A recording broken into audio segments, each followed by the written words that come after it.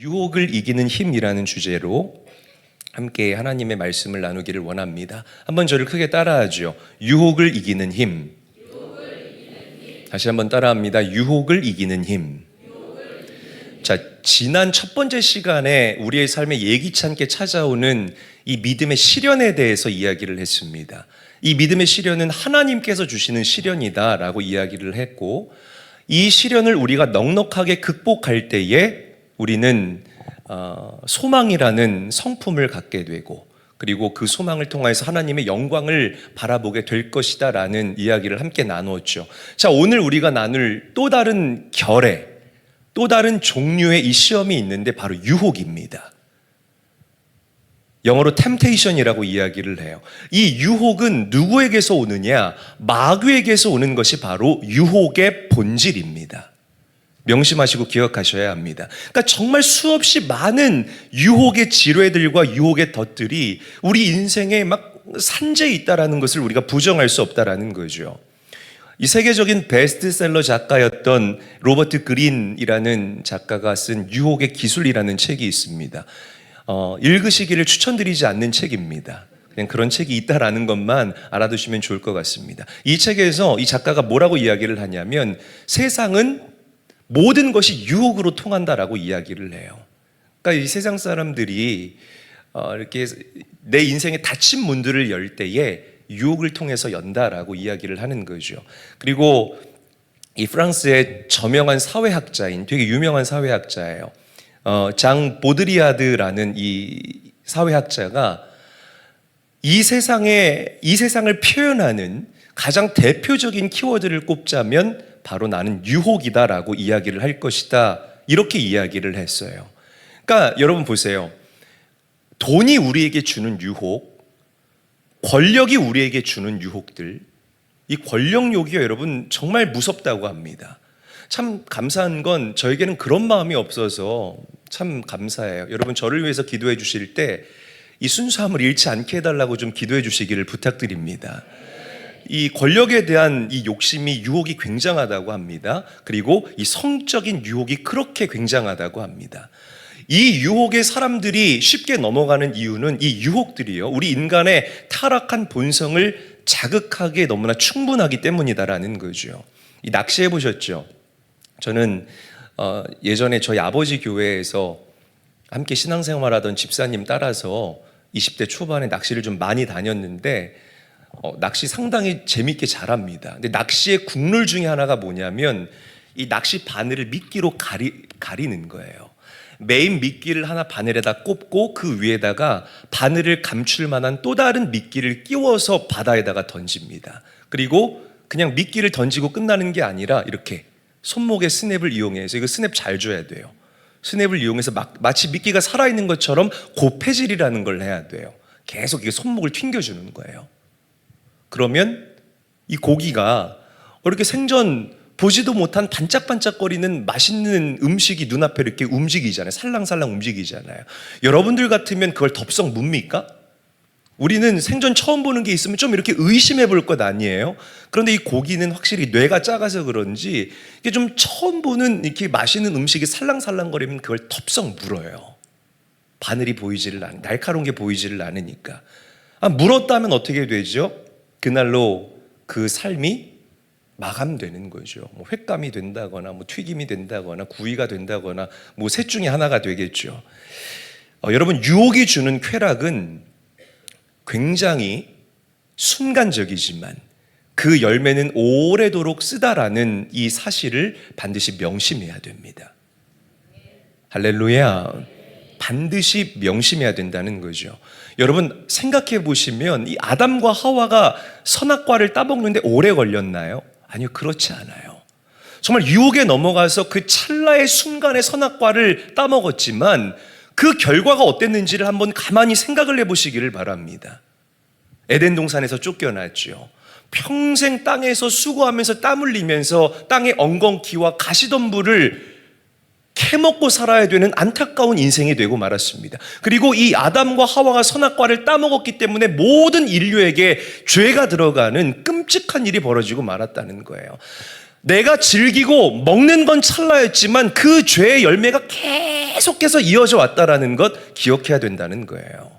우리 제일교회 성도들이라면, 마지막 때를 살아가는 성도들이라면, 우리 자녀들을 양육하는 부모들이라면 이 유혹이라는 키워드에 대해서 눈에 불을 켜고 바라볼 수 있고 묵상할 수 있고 조명할 수 있는 그런 영적인 영민함이 요구된다는 것입니다. 여러분 삼손 아세요? 삼손 하면 어떤 이미지가 떠오릅니까? 테스토스테론, 그죠? 남성 호르몬. 이야, 가슴에 털 팍 나가지고요. 막 머스큘러하고요. 남자 중에 남자, 상남자가 삼손 아닙니까? 나귀 턱뼈 하나 가지고 블레셋 사람 몇 명을 죽여요? 성경 좀 읽어요, 여러분. 블레셋 사람 1000명을 때려 죽이고 막 사자를 맨손으로 찢어 죽이는, 야, 그런 괴력의 사나이가 어디에 있습니까? 막 가까이만 가도 막 그 겨드랑이 냄새 팍 풍기는 막 그런 남자 중에 남자, 막 상남자죠. 그런데 그 남자 중에 남자, 상남자 삼손이 그 기생이었던 들릴라의 꼬임에 넘어가서 한순간에 인생을 마감합니다.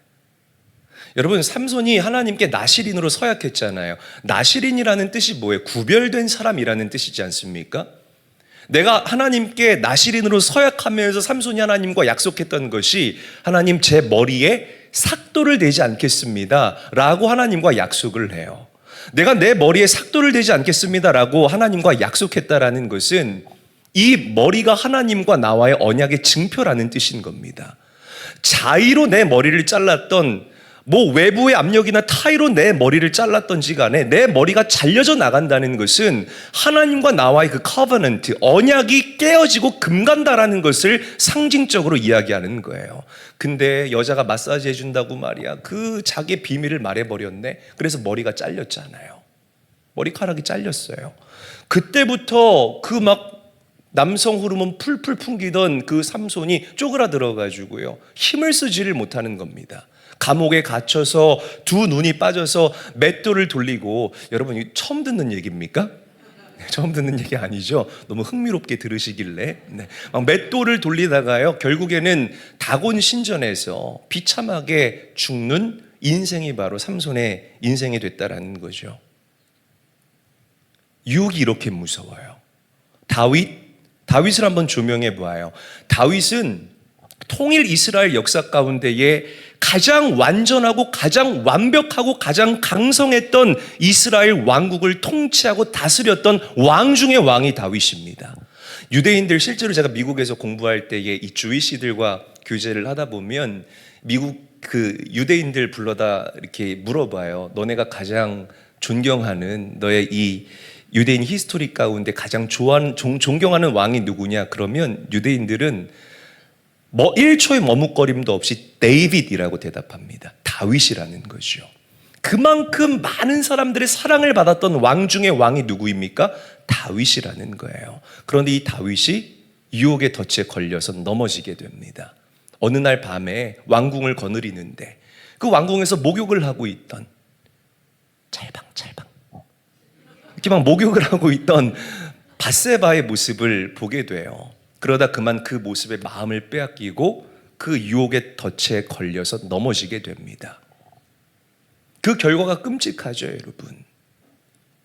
다윗이 나단 선지자의 일침으로 인해서 곧장 돌이켜서 회개하기는 했지만 얼마나 오랜 시간 동안 고통의 시간을 보내야 했는지를 우리가 말씀을 통해서 얼마든지 발견할 수 있다는 거예요. 여러분 잘 들으십시오. 유혹은요, 순간적으로 우리를 짜릿하게 합니다. 그리고 순간적으로 우리로 하여금 뭔가 기분 좋게 할 수 있는 그런 요소들을 굉장히 많이 던져주지만 그 대가가 너무나 처참하다라는 사실을 명심하고 또 명심해야 할 줄로 믿습니다. 아멘. 유혹의 낚싯바늘을 조심하세요. 할렐루야. 우리 옆 사람 바라보고 인사합니다. 유혹의 낚싯바늘을 조심하십시다. 인사하겠습니다. 자, 그러면 이렇게 유혹에 걸려서 넘어진 사람만 있느냐? 그렇지 않습니다. 유혹을 이기고 승리한 사람도 있습니다. 누구죠? 지난주에도 말씀드렸던 것처럼 요셉을 예를 들 수가 있겠죠. 보디발 장군의 노예로 팔려갔을 때에 이 보디발 장군의 아내가 자꾸만 쿡쿡 찌르는 거예요. 요셉이 너무 멋있는 겁니다. 어머, 저 팔에 힘줄 좀 봐. 완전 내 지렁이 같네. 어머, 저 목선 좀 봐. 어머, 저 어깨 넓은 것 좀 봐. 그러면서 이 요셉을 보고 이 보디발 장군의 아내가 자꾸만 좋아하는 마음을 표현을 해요. 그런데 요셉이 어떻게 하죠? 단칼에 거절합니다. 요셉의 마음 가운데에 박혀 있었던, 깊이 각인되어 있었던 키워드 중에 하나가 뭐예요? 코람데오라는 거예요. 한번 저를 따라하죠. 코람데오. 더 크게 따라합니다. 코람데오. 하나님 앞에서라는 뜻인 겁니다. 요셉이 선포해요. 내가 어찌 하나님 앞에서 감히 죄를 지을 수가 있겠습니까? 그러니까 하나님이 지금 나를 지켜보고 계시는데 내가 어떻게 하나님 존전 앞에서 이런 죄를, 이런 악행을 저지를 수 있습니까? 요셉이 그렇게 고백했다라는 거죠. 자, 그런데 보디발 장군의 아내가 끈질기게 요셉의 옷자락을 붙잡고 나랑 같이 동침하자라고 유혹을 합니다. 그러니까 요셉이 어떻게 해요? 그 옷을 벗어던지고 그 자리를 피합니다. 다시 강조할게요. 그 옷을 벗어던지고 그 자리를 피한다는 거예요. 이게 중요합니다. 여러분, 옷을 벗는다는 게 굉장히 수치스럽지 않습니까? 그런데 유혹의 덫에 걸려서 넘어지는 것보다 잠깐 수치스러운 것이 100배 낫습니다. 명심해야 돼요. 요셉은 나에게 유혹이 찾아왔을 때에 그 유혹과 싸워서 이긴 것이 아니라 유혹을 피해서 이겼다는 것을. 아멘. 유혹은 싸워서 이기는 게 아닙니다. 유혹은 피해서 이겨야 할 줄로 믿으시기를 바랍니다. 반드시 그렇다는 거죠. 여러분들이 정말 도박 끊기를 원하신다면 도박장 근처에도 안 가시면 돼요. 너무 당연한 얘기를 하고 있죠. 내가 정말 술을 끊어야 된다고 하면 술집 근처에 가지 않으면 됩니다. 그리고 술 먹는 친구들과 연락 끊으면 되는 거예요. 여러분, 그 유명한 주석가인 매튜 헨리라는 분 아시죠? 이분이 뭐라고 이야기를 하냐면 선악과를 먹기를 원치 않는다면 선악과 나무 근처에 가지를 말라라고 이야기를 해요. 유혹이 수시로 우리 성도들을 찾아옵니다. 그럴 때 그 유혹과 정면 대결하려고 하지 마시고 유혹을 피해서 승리할 수 있는 지혜롭고 현명한 성도들이 될 수 있기를 우리 구주 예수님의 이름으로 간절히 축원합니다. 간절히 축원합니다.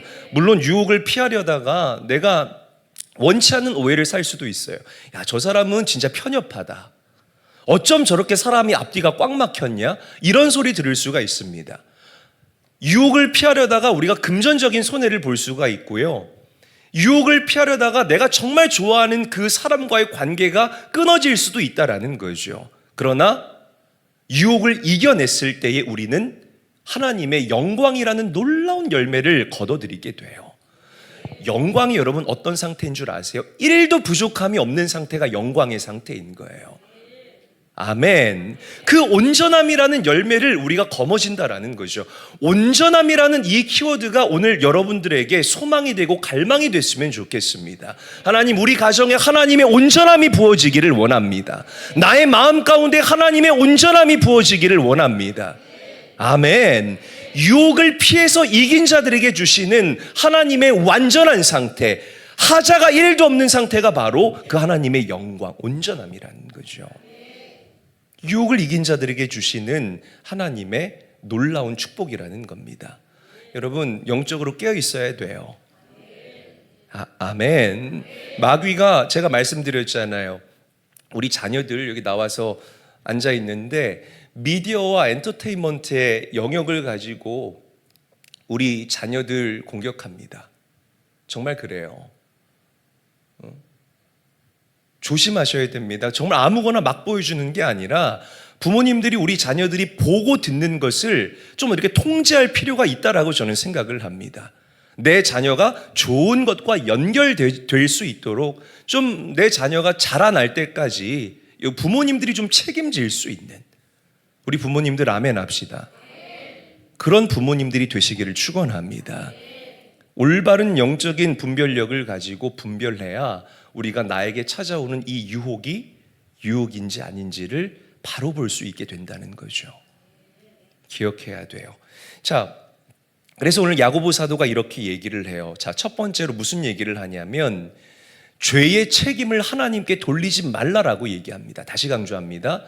죄의 책임을 하나님께 돌리지 말라라고 우리에게 강조하고 있습니다. 자, 우리 말씀을 한번 읽어볼게요. 야고보서 1장 13절 말씀 한 목소리로 읽습니다. 시작.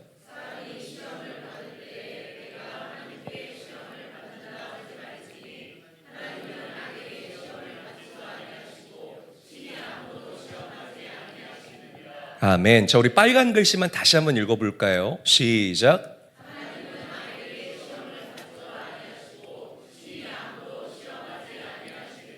자, 내가 시험을 당할 때에 보세요. 명확하게 이야기를 하잖아요.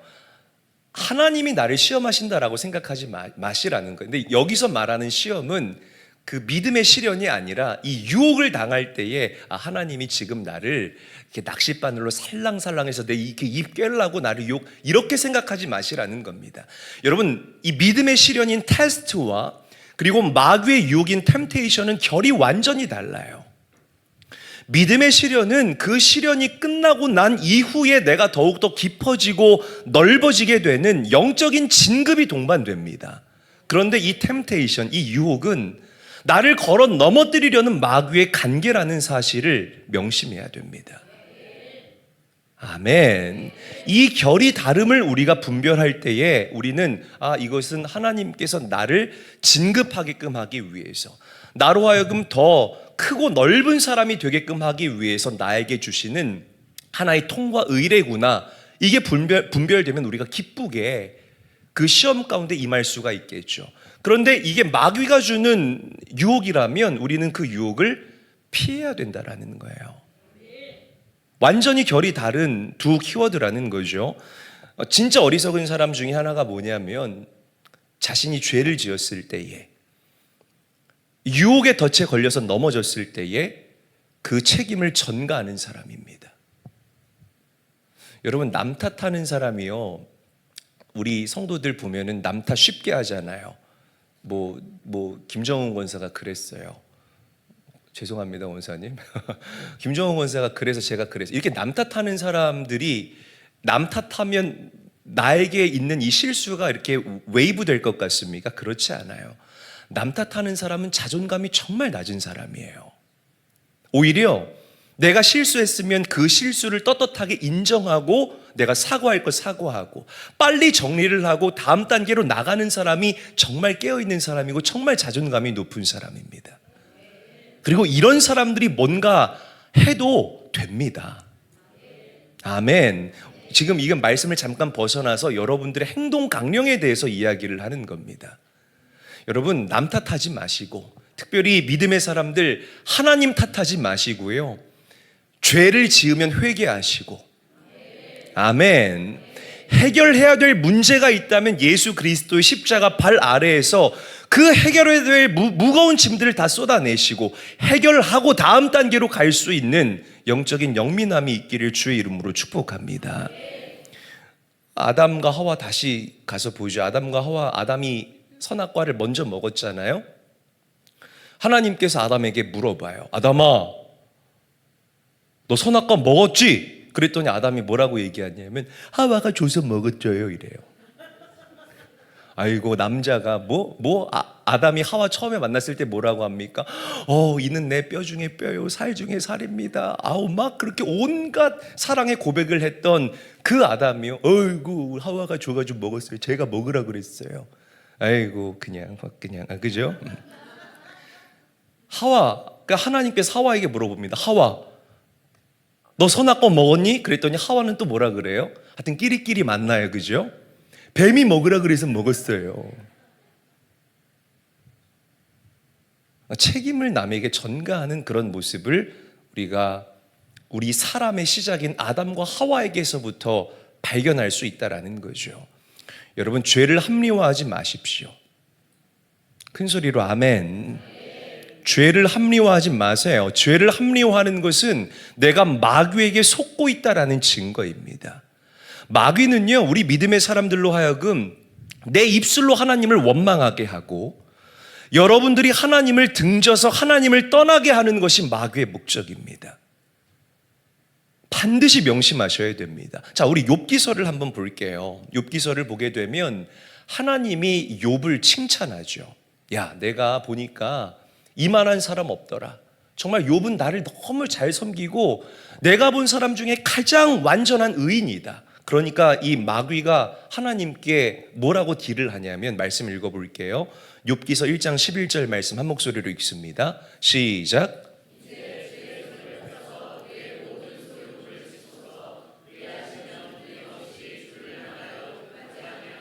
자, 주를 향하여 뭐하지 않겠나이다? 주님을 욕한다는 거예요. 이게 마귀의 특징이라고요. 여러분, 욥기서에 나와 있습니다. 여러분들을 걸어 넘어뜨릴 때에 내 입술로 하나님을 원망하고 하나님을 욕하게 하고 하나님을 부정하게 하는 것, 이것이 여러분들을 미혹하고 유혹하는 마귀의 목적이라는 것입니다. 자, 이 마귀의 목적에 욥이 놀아나나요? 그렇지 않아요. 욥은 입술로 범죄하지를 않습니다. 욥은요, 여러분, 욥기서를 읽어보면 이 욥기서가 정말 우울하잖아요. 끊임없이 내 삶 가운데 왜 이런 일이 일어났는가를 욥이 성찰하고 또 성찰해요. 하나님은 태양을 뜨게도 하시는 분이고 지게도 하시는 분이신데 나에게 왜 이런 일이 일어났습니까? 그런데 욥은요, 당신의 입술로 하나님을 욕하지를 않습니다. 그런데 욥의 아내는 이 마귀의 참소에 걸려서 넘어져요. 아들이 죽고 가진 것 다 잃고 막 몸에 전염병이 나니까요, 욥의 아내가 뭐라고 이야기합니까? 당신 아직도 하나님 믿습니까? 차라리 하나님 욕하고 죽으세요 라고 이야기를 하지 않습니까? 그러니까 미혹에 넘어간 자와 그렇지 아니한 자의 이 스탠스가 이만큼 다르다는 것을 우리가 명심할 수 있어야 됩니다. 유혹이 찾아올 때에 섣불리 하나님을 원망하지 않게 되시기를 예수님의 이름으로 간절히 축원합니다. 여러분들이 믿는 하나님이 그런 분입니까? 막 괜히 잘 가고 있는 사람 다리 탁 걸어가지고 넘어뜨리는 분이에요? 그렇지 않아요. 우리 하나님은 여러분들의 도움이 되십니다. 아멘. 내가 힘들고 어려워서 막 그 어둠 가운데에서 흐느끼고 있을 때에 하나님은 우리의 위로자가 되시고 우리의 카운셀러, 우리의 상담자가 되어주신다는 거예요. 절대로 믿음의 길을, 그 믿음의 여정을 잘하고 있는 우리 성도들을 걸어 넘어뜨리고 이거 꽃이다 이렇게 말씀하시는 분이 아니라는 겁니다. 하나님에 대한 오해가 없어야 돼요. 그래야 어떤 상황과 어떤 순간에도 우리는 하나님을 온전하게 신뢰할 수 있게 된다는 겁니다. 그래, 이건 마귀에게서 오는 것이다. 내가 절대로 입술로 하나님을 원망하지 말아야지. 어려운 형편 가운데에서 입술로 하나님을 원망하는 사람들이 얼마나 많습니까? 마귀에게 걸려 넘어지는 거예요. 우리가 믿는 하나님은 죄가 없으신 분이십니다. 여러분들을 사랑하시되 끝까지 사랑하시는 분이 우리가 믿는 하나님이십니다. 여러분들을 너무나 사랑하셔서 당신의 본체인 그 예수 그리스도를 이 땅에 보내주시고 그분을 십자가에서 죽게 하시고 다시 살게 하신 분이, 그만큼 여러분들과 가까워지기를 원하셨던 분이 우리가 믿는 하나님이에요. 여러분, 그 하나님을 철저하게 신뢰하시기를 예수님의 이름으로 간절히 축원합니다. 하나님 탓하지 마시고 그 어려움이 찾아올 때에 주님께 깨어 기도할 수 있는 영적인 성숙함이 여러분들에게 있기를 바랍니다. 자, 그렇다면 유혹은 어디서 오는 것일까? 자, 우리 야고보서 1장 14절에서부터 15절 말씀 함께 읽어볼게요. 시작.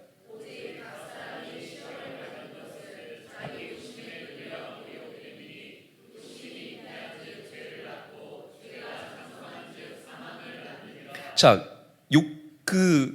유혹이 어디서 온다고요? 자기 욕심에서 온다는 거예요.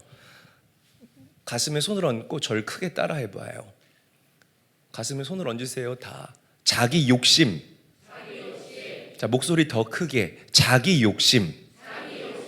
유혹은 자기 욕심에서 온다는 겁니다. 여러분들 마음 안에 있는 이 욕심에서부터 미혹이 시작되고 유혹이 시작된다는 거예요. 여러분 보세요. 왜 우리가 속을까요? 욕심 때문에 속는 거예요. 아니, TV 보면 저런 거에 사기를 당해? 막 그런 생각들 안 들어요? 들죠? 왜 그런 거에 사기 당할까요? 욕심 때문에 그런 거예요. 욕심이 한번 이렇게 눈에 선글라스처럼 팍 쓰이게 되면 분별을 못 한다고 합니다. 여러분, 좋은 예로 우리가 음식 먹을 때, 제가 한번 음식 먹을 때, 우리 교회 성도가 아니니까 오해하지 마세요. 제 친구 중에 이렇게 식도락가가 있어요. 이 친구랑 밥을 먹으면 둘이서 먹어도 4인분을 시켜야 돼. 왜냐면 이 친구가 3인분을 먹고 제가 한 0.9인분을 먹으니까. 그러면 이제 처음에 음식이 탁 나와서 음식을 먹으면 눈이 이미 미쳐 있어요. 그리고 보통 음식을 먹으면서 이렇게 얘기를 해야 되잖아요. 야, 그래서 어떻게 지냈냐. 근데 이미 입에 넣는 순간 뭘 집을까를 눈이 희번덕해가지고요. 그리고 항상 똑같은 레파토리 뭔 줄 아십니까? 그 음식을 다 배에다 집어넣고 난 다음에 그제서야 얘기를 합니다. 그러니까 여러분, 음식 먹을 때도 한번 이렇게 욕심의 글라스가 씌워지게 되면 정신을 못 차려요. 막 눈이 돌아가지고 음식 때려 넣는데 막 사람이 열중한다는 거죠. 똑같은 결일 거라는 겁니다. 그러니까 이 욕심이 한번 내 삶 가운데 들어오게 되면 판단력이 흐려지게 된다는 거예요. 그리고 나서 이제 정신이 번쩍 들면은 내가 이렇게 속을 줄 몰랐어요. 어머, 저 사람이 나한테 그럴 줄 몰랐어요.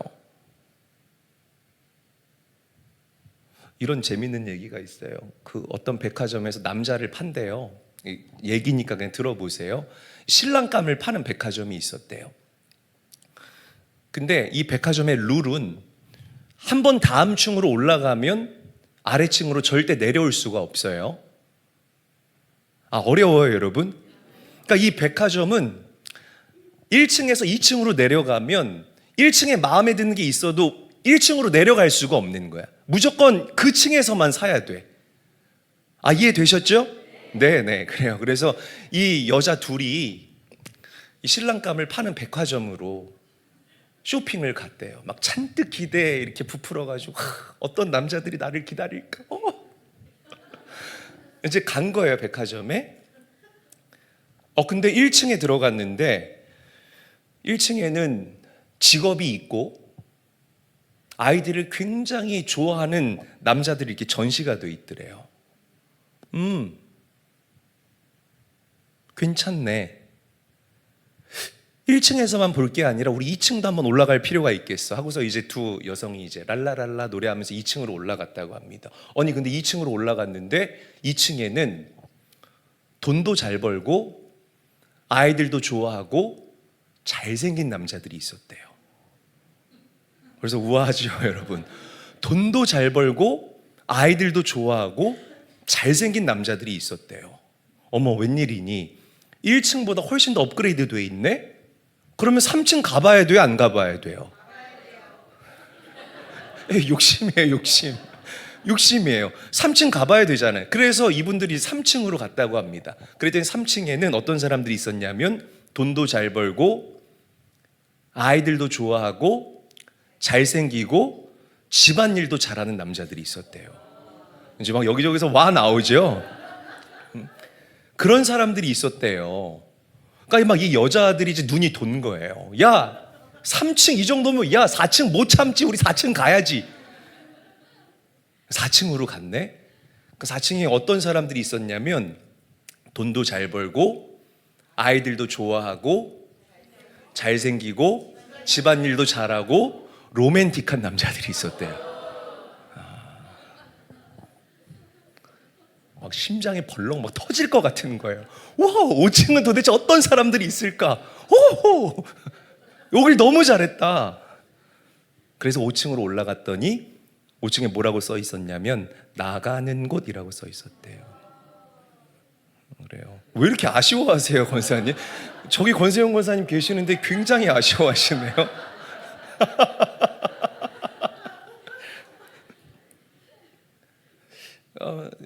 제가 좀 오버해서 이야기를 하기는 했지만 욕심의 끝을 보여주는 그런 이야기가 아닐까라고. 여러분들 같으면 몇 층에서 멈췄을 것 같습니까? 뭘 3층이에요? 여러분들 5층까지 갔죠. 5층까지 갔어요. 제가 볼 때 다. 전도서에 이런 말씀이 있죠.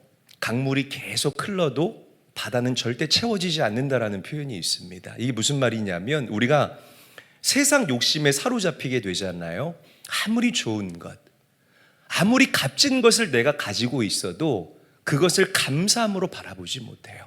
그냥 계속해서 우리는 공허함에 시달려서 더 좋은 것, 이거보다 조금 더 나은 것을 찾아서 우리의 에너지를 낭비하는 안타까운 인생을 살아갈 수밖에 없게 된다는 거죠.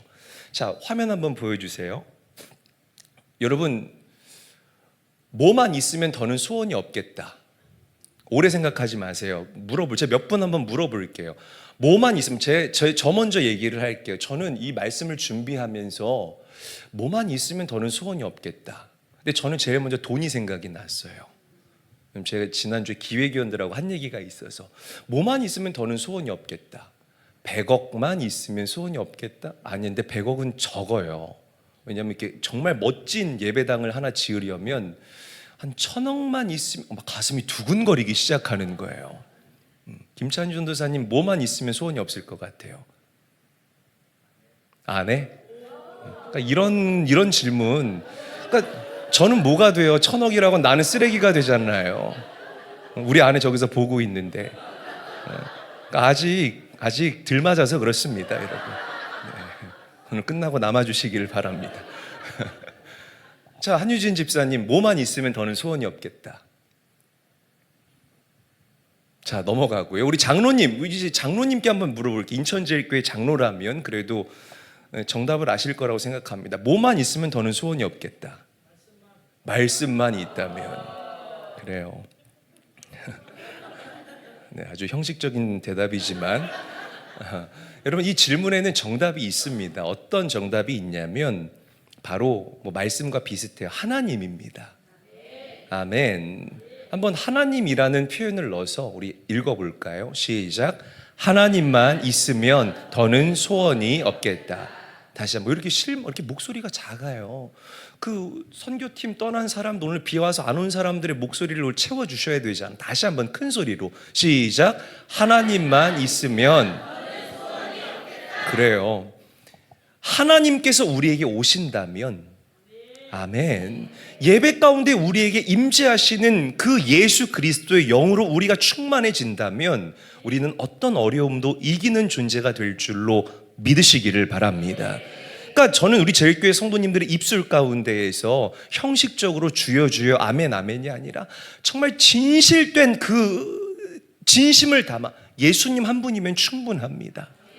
내가 이 남자랑도 살아보고 이 정도의 물질도 가져보고 이런 직업도 가져봤지만 주님 다 그 밥에 그 나물이더라고요. 그런데 예수님께서 저에게 주시는 그 만족감과 영적인 샬롬은, 영적인 평안함은 그 세상 그 어떤 것과도 비길 수가 없습니다.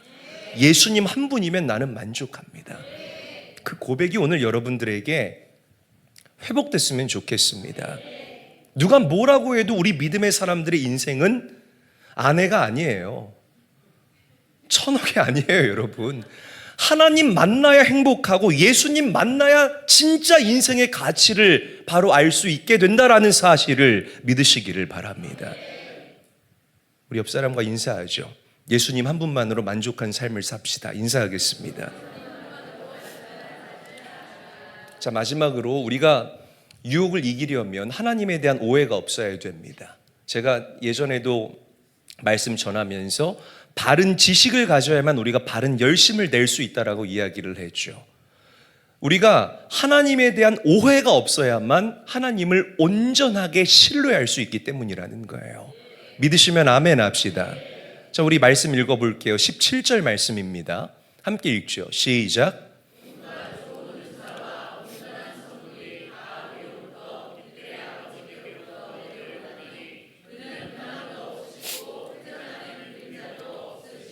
자, 위로부터라는 표현을 주목해야 돼요. 이 영어 성경 NIV에서는 이 위로부터라는 표현을 from above라고 번역을 해놨고요. 다른 영어 성경은 이 위로부터라는 표현을 from God이라고 표현을 해놨습니다. from us가 아니에요. 우리에게서 나오는 것이 좋을 리가 없습니다. 내가 어떤 사람인지 누구보다 내가 나를 잘 알잖아요. 그러면 한번 대답해 보십시오. 나에게서 생성되는 것이 여러분 좋을 수가 있습니까? 좋을 수가 없어요. 그러니까 여러분 보세요. 나를 의지하는 사람은 내 경험과 내 이성과 내 지성과 내가 바라보는 딱 그만큼밖에 경험하지 못해요. 이걸 내 크기의 일이라고 이야기를 합니다. 그러나 위로부터 오는 것, from God, 하나님에게서 오는 것을 확신하고 갈망하는 자는 하나님 크기의 일을 경험하게 될 줄로 믿습니다. 너무 귀한 표현이에요. 하나님 크기의 일, 내 크기의 일. 우리의 경험을 뛰어넘고 우리의 이성을 뛰어넘고 우리의 지식을 뛰어넘도록 우리에게 역사하시는 그 하나님 크기의 놀라운 일들 경험하십시오. 경험하시기를 축원합니다. 할렐루야. 우리에게 오는 것이 좋을 수가 없어요. 제가 아는 어떤 저보다 나이 어린 분인데 이분은 주식 투자에 굉장히 관심을 가졌어요. 그래서 이 사람이 하던 사업이 있었거든요. 그 사던 사업을 다 팽개치고 전업 투자자를 하겠다고 선언을 하고 아침에 땡 장이 열리면 그때부터 이제 오후까지 그것만 그렇게 하는 거예요. 그런데 진짜 안타까운 게 뭐냐면 이 친구가 이 코로나 말 무렵에 시작을 했거든요. 전업을. 그런데 이 코로나가 끝나자마자 전 세계 이 거시 경제 가운데 가장 중요했던 이슈가 무엇이었을까요? 금리 인상이었어요. 그렇죠. 금리가 이제 오르기 시작했죠. 여러분 금리가 경제 잠깐만 금리가 오르면 유동성이 어떻게 되죠? 유동성이 회수가 되잖아요. 그러니까 시중에 돈이 안 풀리잖아요. 그래요. 그러니까 시장에 돈이 안 풀리지 않습니까? 그러면 이 은행들이 돈을 다 가지고 있기 때문에 이 투자 시장이 좋지를 않아요. 근데 이 친구가 전업 투자를 시작하자마자 이 금리 인상이 된 거예요. 미국에서 이 FOMC에서 막 금리를 올리기 시작한 겁니다. 그러니까 내가 투자한 모든 것들이 다 막 손실을 보기 시작하는 거예요.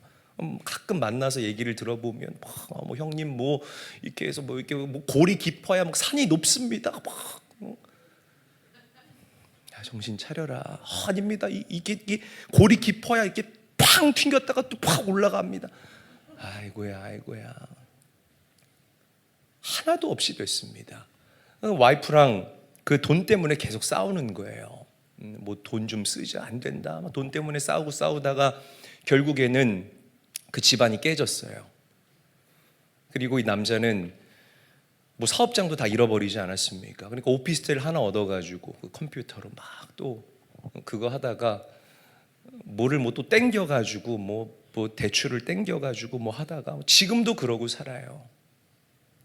볼 때마다 얼마나 안타까운지 모르겠습니다. 한 20억 정도 잃은 것 같다고 그러더라고요. 제가 그 얘기를 들을 때마다 막 가슴이 철렁철렁한 거죠. 주님도 떠나고 살만 디룩디룩 쪄가지고요. 그러니까 사람들이 크게 착각하는 게 내가 순발력 있게 잘하면 내가 얼마든지 부유할 수 있다라고 착각해요. 그런데 그렇지 않아요, 여러분. 제가 우리 성도님들보다 인생은 짧게 살았지만 저희 이규학 감독님 목회하면서도 늘 같은 결의 사람들, 자기를 과신하는 사람들은 항상 미끄러지게 돼 있습니다. 명심하셔야 됩니다. From us, 나에게서 나오는 것은 절대 좋을 수가 없습니다. From God, 하나님에게서 오는 것을 추구하고 바라보고 갈망할 수 있는 영안이 열릴 수 있게 되시기를 주님의 이름으로 간절히 축원합니다. 우리가 믿는 하나님은 변함이 없어요. 성경에 보면 하나님은 회전하는 그림자도 없으신 분이다라는 표현이 있습니다. 기가 막힌 표현이죠. 어두운 구석이 하나도 없다라는 것이에요. 여러분들에게 속임수를 쓰거나 여러분들과 한 그 약속을 먼저 깨트리시는 분이 우리가 믿는 하나님이 아닙니다. 믿으시면 아멘 합시다. 우리가 믿는 하나님은 신실하셔요. 그 성품이 변함이 없으신 하나님이십니다. 그 하나님을 붙잡는 여러분 되십시오. 할렐루야. 정말 이게 정답이에요. 아무리 잘났다고 내가 날뛰어봐야 천지를 지으신 하나님 앞에서는 다 그 밥의 그 나물이라는 거죠. 하나님 믿으시기를 바랍니다. 말씀을 정리하겠습니다. 오늘 야고보 사도는 우리에게 이야기를 해요. 내 형제들아 속지 말라라고 얘기합니다. 내 형제들아 속지 말라. 저는 일주일 동안 이 말씀의 아웃라인은 이미 야고보서를 준비하면서 오래전에 써놨던 말씀이지만 이 내 사랑하는 형제들아 속지 말라라는 이 한 문장의 말씀을 묵상하면서 얼마나 많은 생각들을 했는지 몰라요. 지난 10년 동안 이 인천제일교회에서 목회를 하면서 정말 그 유혹에 넘어졌던 사람들의 모습이 떠오르기도 하고 지금 그 유혹에 덫에 걸려서 허우적거리고 있는 성도들의 모습이 떠오르기도 하고 여러분 유혹이 어디에서 오는지를 오늘 분별하고 가슴에 새길 수 있게 되기를 바랍니다. 그리고 여러분들의 자녀들을 잘 가르치고 연결될 것과 연결되고 차단되어야 될 것과 차단될 수 있도록 여러분들의 자녀를 잘 견인해 줄 수 있는, 교육할 수 있는 부모들이 될 수 있기를 바랍니다. 욕심이 잉태한 즉 죄를 낳고 죄가 장성한 즉 사망을 낳는다. 기억하시고요. 욕심에 붙들리지 않기를 주의할 수 있는 성도님들이 되시기를 바라요. 오늘 이 말씀을 잘 새기시고 이 말씀의 거울 앞에 나를 비추어 보시면서 주님께 간절히 기도할 수 있는 우리 사랑하는 성도님들이 되시기를 주의 이름으로 축복합니다.